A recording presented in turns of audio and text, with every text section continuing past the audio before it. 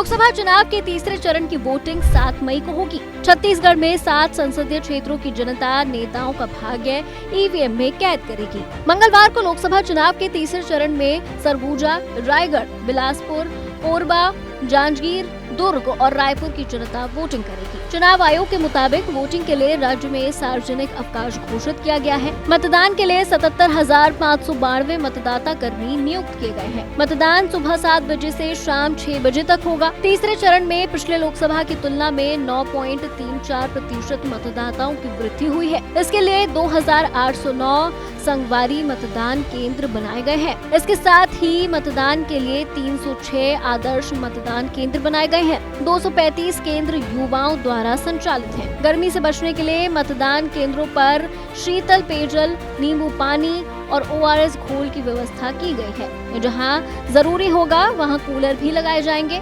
Line में खड़े मतदाताओं के लिए छाया की व्यवस्था भी की गई है। वेटिंग हॉल के साथ मेडिकल किट की भी व्यवस्था की गई है। लोकसभा चुनाव के मद्देनजर निर्वाचन आयोग ने बड़ी कार्रवाई भी की है। अगर इन सीटों पर प्रत्याशियों की बात करें तो सरगुजा में कांग्रेस की शशि सिंह और बीजेपी के चिंतामणि महाराज के बीच मुकाबला है। रायगढ़ में कांग्रेस की मेनका देवी सिंह का मुकाबला बीजेपी के राधेश्याम राठिया के बीच होगा। बिलासपुर में कांग्रेस के देवेंद्र यादव का मुकाबला बीजेपी के तोखन साहू से होगा। कोरबा में कांग्रेस की ज्योत्सना महंत का मुकाबला बीजेपी की सरोज पांडे से होगा। जांजगीर में कांग्रेस के शिव डहरिया का मुकाबला बीजेपी के कमलेश जांगड़े से होगा। दुर्ग में कांग्रेस के राजेंद्र साहू का मुकाबला बीजेपी के विजय बघेल से होगा। रायपुर में विकास उपाध्याय का मुकाबला बीजेपी के ब्रजमोहन अग्रवाल से होगा। आपको बता दें कि छत्तीसगढ़ के गठन के बाद 2004, 2009 और 2014 में हुए 3 लोकसभा चुनावों में भाजपा ने अच्छा प्रदर्शन करते हुए तीनों बार 11 में से 10 सीटें जीती हैं।